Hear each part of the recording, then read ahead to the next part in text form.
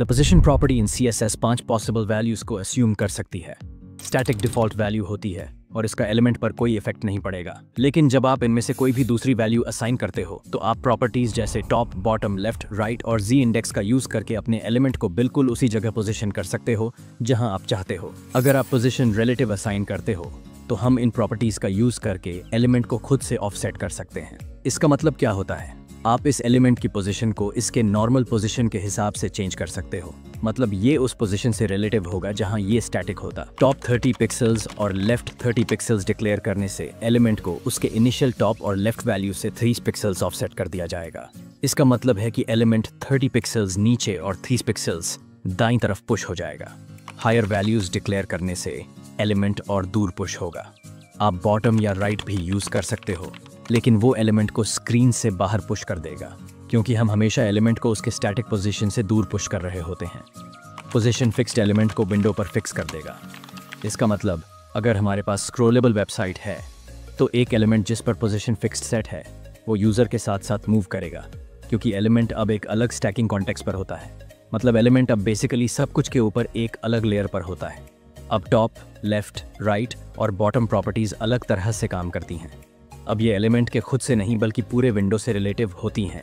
अगर आप right property को 0 सेट करते हो तो ये स्क्रीन के राइट एज से 0 पिक्सेल्स दूर होगा। टॉप 0 एलिमेंट को स्क्रीन के टॉप एज से 0 पिक्सेल्स दूर कर देगा।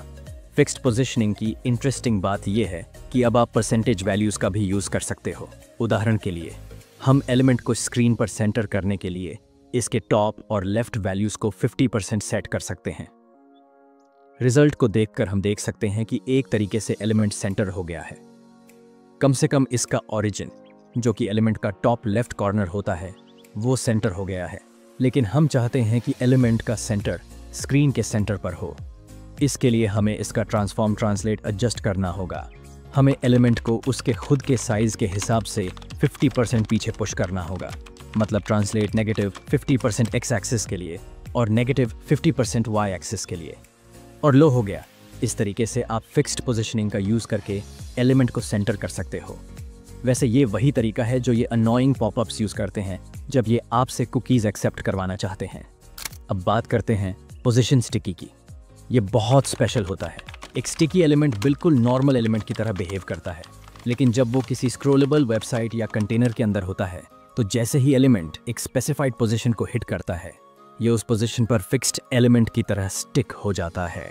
जैसा कि हम देख सकते हैं, अब एलिमेंट एक नए स्टैकिंग कॉन्टेक्स्ट में हमारे साथ मूव करेगा, बिल्कुल फिक्स्ड एलिमेंट की तरह। फर्क सिर्फ इतना है कि ये हमेशा फिक्स्ड नहीं होता, बल्कि सिर्फ तब जब ये स्टिकिंग पॉइंट पर पहुंचता है। वो स्टिकिंग पॉइंट कहाँ होना चाहिए, ये आप टॉप, लेफ्ट, राइट और बॉटम प्रॉपर्टीज से स्पेसिफाई कर सकते हो। नेक्स्ट पोजीशन वैल्यू है पोजीशन एब्सोल्यूट। ये अब तक का सबसे इंपॉर्टेंट पोजीशन होता है।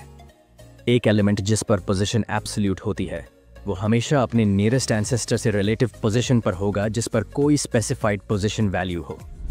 समझाने के लिए हमारे पास एक पेरेंट और एक चाइल्ड एलिमेंट है। चाइल्ड एलिमेंट की पोजीशन एब्सोल्यूट है।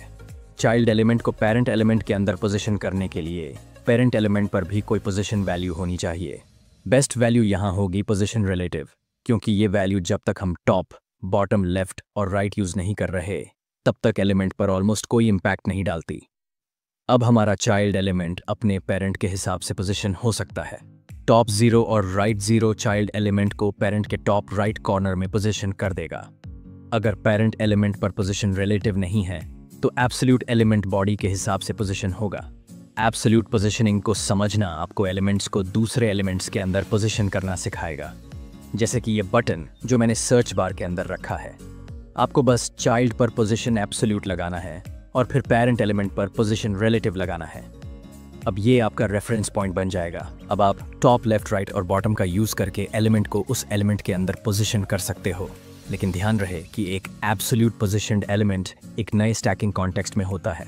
इसका मतलब ये कि बिल्कुल फिक्स्ड पोजीशनड एलिमेंट की तरह एब्सोल्यूट एलिमेंट भी बाकी एलिमेंट्स को कवर कर देगा। कूल बात यह है कि आप इन लेयर्स के ऑर्डर को Z इंडेक्स प्रॉपर्टी का यूज करके कंट्रोल कर सकते हो।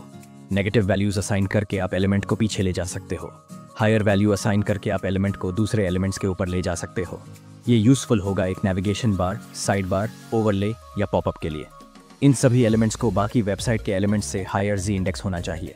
This was essay coding. और अगर आपने आज कुछ नया सीखा है तो लाइक और सब्सक्राइब जरूर करें हमारे चैनल को सपोर्ट करने के लिए।